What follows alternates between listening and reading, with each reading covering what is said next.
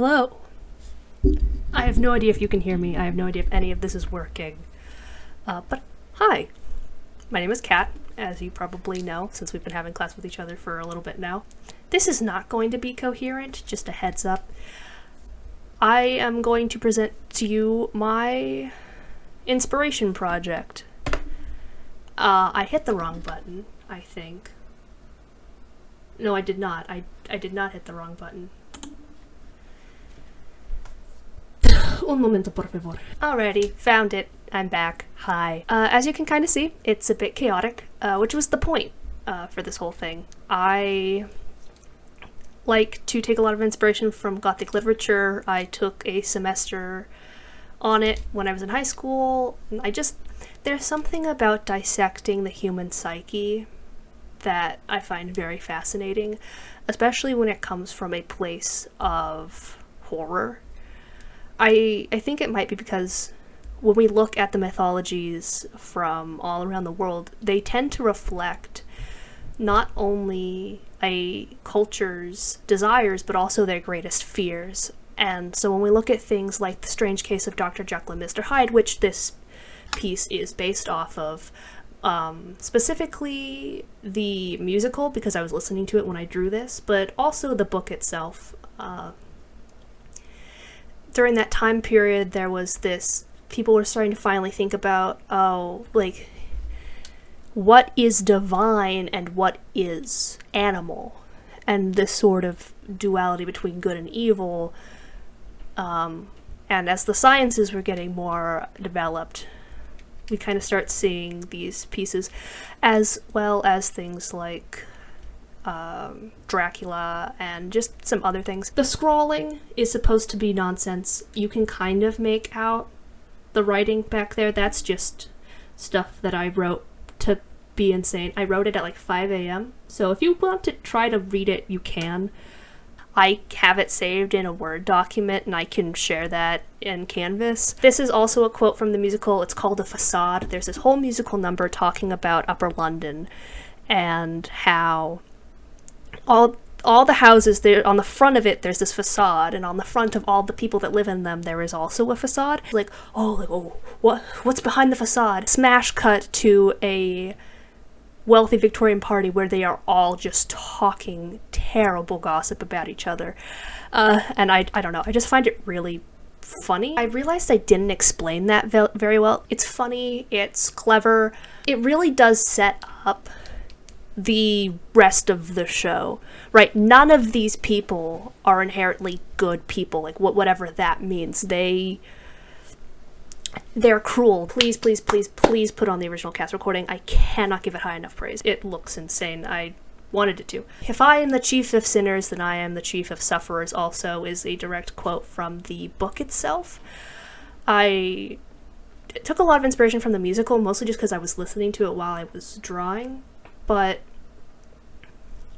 I specifically like the book. For those of you who don't know, the original book, The Strange Case of Dr. Jekyll and Mr. Hyde, was written as a murder mystery turned gothic horror.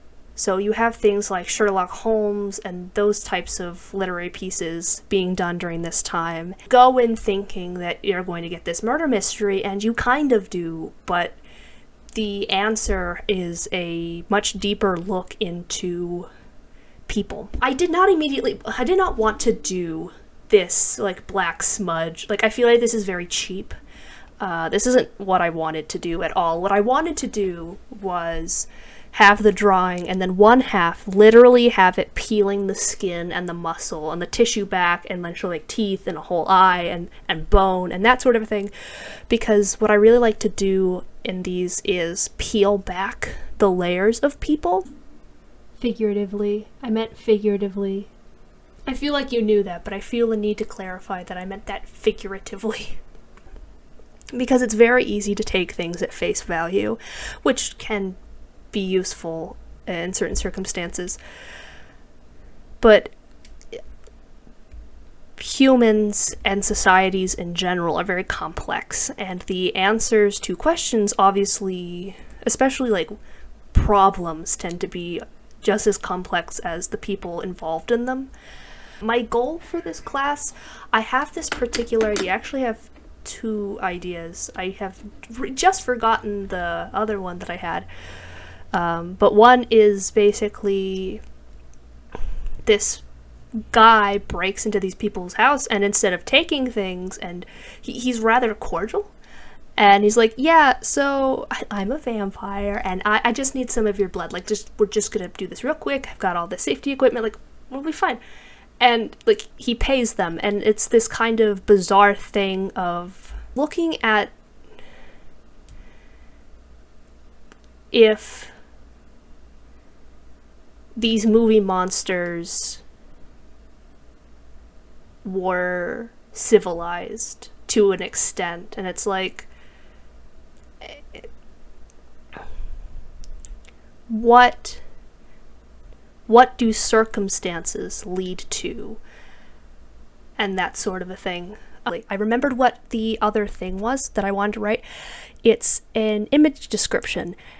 Like, it's kind of like this hermit crab style thing, where it starts off as just like an image description, but it's very clear, like you're having a conversation, almost like a one-sided conversation with this image description. And it slowly starts showing you more and more things that are going on until this climactic reveal. I got that idea because I didn't necessarily want to draw.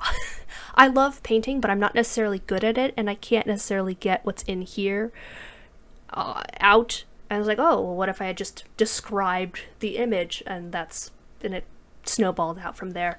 But yeah, either one of those. I'm not entirely sure which one I'm gonna do though.